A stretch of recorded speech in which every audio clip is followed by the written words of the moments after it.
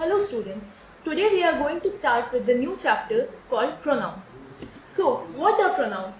Pronouns are the words which replace noun, such as pronoun is a word that makes the place of noun and it is used along with noun or without nouns. Suppose we are using she is my best friend.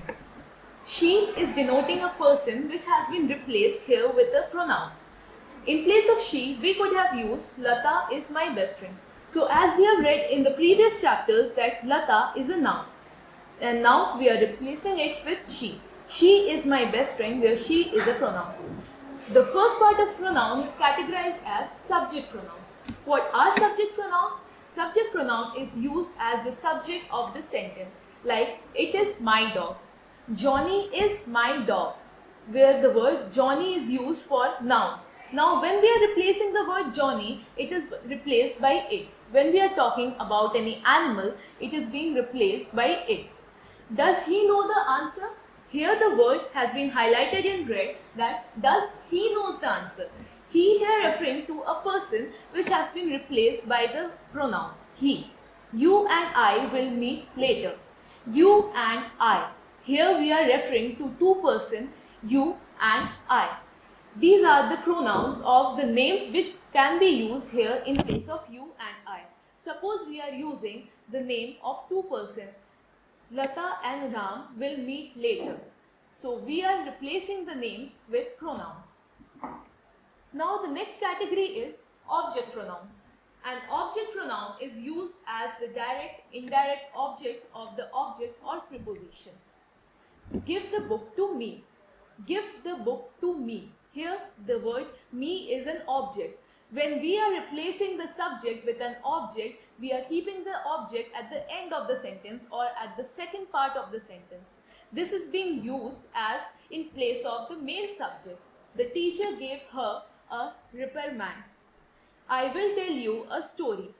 I will tell you a story. When we are referring here to you, then you are an object in this case.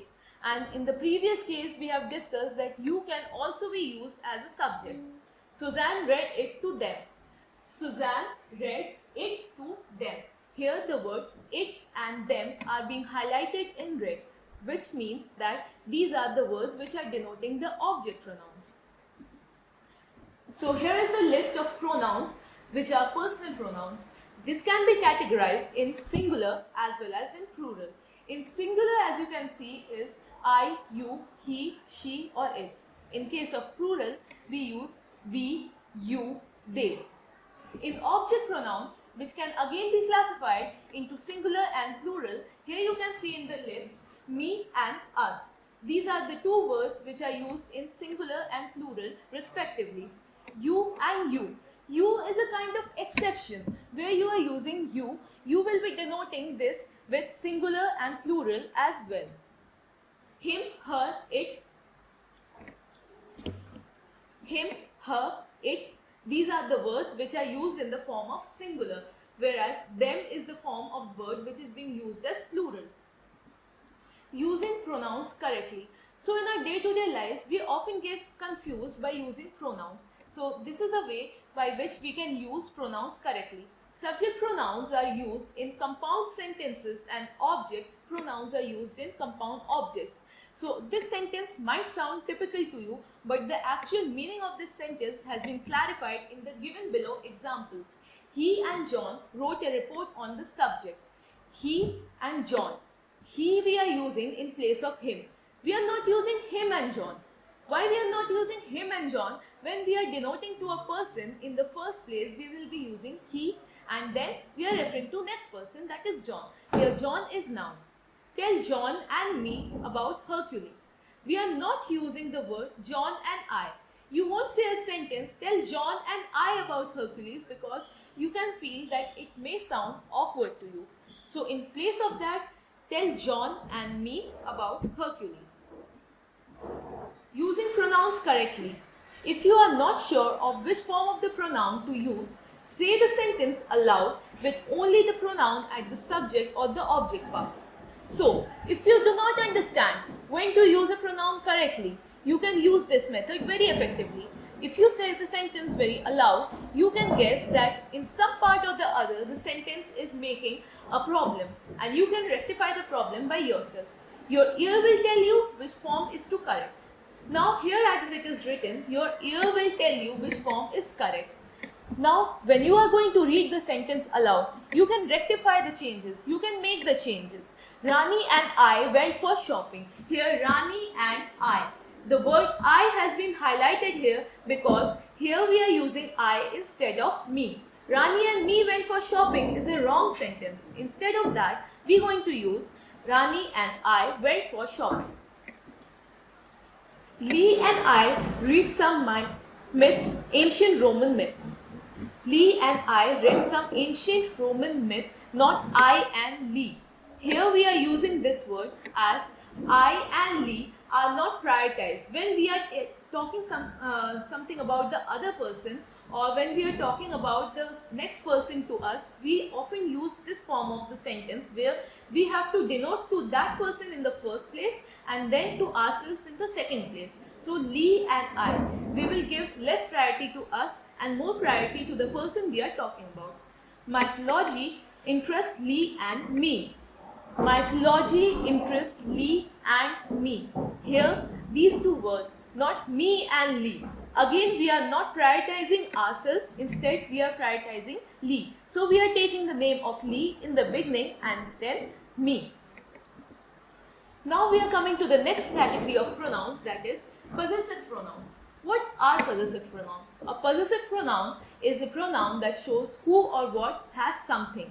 A possessive pronoun may take the place of a possessive noun. Now, what do we mean by this sentence? Possession. Possession means we are owning something. We are possessing something. When we are possessing something, we use possessive pronoun. And in case of nouns also, we were using possessive nouns. This book is mine. Here we are using such word as mine. We are claiming that book. Read the following sentences and notice the possessive pronouns and nouns and the possessive pronouns that are replacing those nouns. Ashoka's story is famous. His story is famous. Now, here are the two sentences given. Ashoka's story is famous. What is Ashoka here? Ashoka is a noun. What story we are talking about? The story belongs to Ashoka.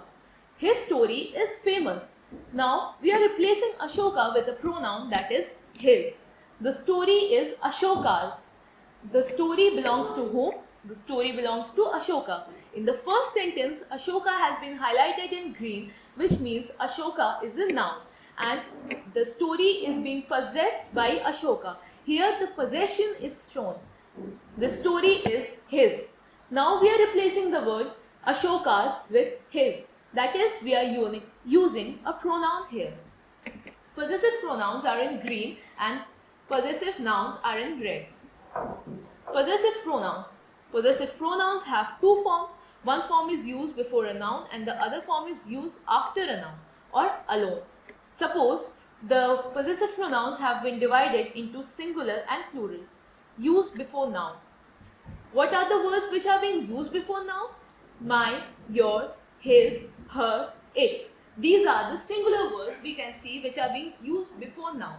And in case of plural, you can see ours, yours and theirs. These are the words which are being used in the case of plural and used before any noun. Now the words which are being used alone, these are as follows. Singular, mine, yours, his, her, its. And in case of plural, you can see ours, yours, theirs.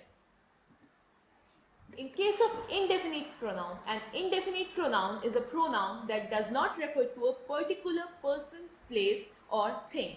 It does not refer to a particular person, place or thing. What does this sentence actually mean? Does anyone know the story of Midas? Anyone. When we are saying such words like anyone, no one, here we are not talking about a particular person, not talking about a particular place or a thing. We are saying anyone. Someone please come and do this work. Where we are using the word someone, it means we are not talking about a particular person. We are not denoting to it to anyone. We are asking any of the people, anyone, any member can come and do this task. These are called indefinite, where the person or the noun has not been defined properly are the nouns which are known as indefinite. Here, when we are using anyone, someone, no one, these are the pronouns which are being used in case of indefinite. Some indefinite pronouns are given here as follows. For example, in case of singular, another, everybody, no one, anybody, everyone, nothing. In case of plural, both, few, many, others, several. These are the words which are being used in case of plural, and in case of singular we are using anyone, everybody, no one, nothing, one, somebody, someone, something, either, each, neither. So when we are using this set of words, we can understand that this particular set is being used for singular, and the next few words which we have repeated, that is both, few, many, others and several, are particularly for plural. All, any, most, none and some can be singular or plural depending on the phrase that follows them. So here comes few exceptions regarding this case. All, any, most, none and some. These are the 5 words which are being created as exception. These are the words which can be used depending on the kind of sentence we are putting them. Some indefinite pronouns. When an indefinite pronoun is used as the subject, the verb must agree with it. What does this statement mean? When we are using any indefinite pronoun, suppose here the example comes, both talk about king, my lords. When we are talking about both talk about the king, my lords, both talk, here both is considering as plural, and talk about king, my lords, which means both the persons are talking about a particular person. All of mythology is about beliefs and ideas. All of mythology is. Here we are using all, and now we are using is. Why we are using these two variations in this case? We are using these two variations because all of the mythology is considered as singular. It's considered as in unit, and therefore we are using the supporting verb as is. Now here comes the next slide of reflexive pronouns. Reflexive pronouns are very easy to be recognized. These are used with selves or self. So reflexive pronouns are formed by adding self or selves to certain personal and possessive pronouns, as you can see here in the slide.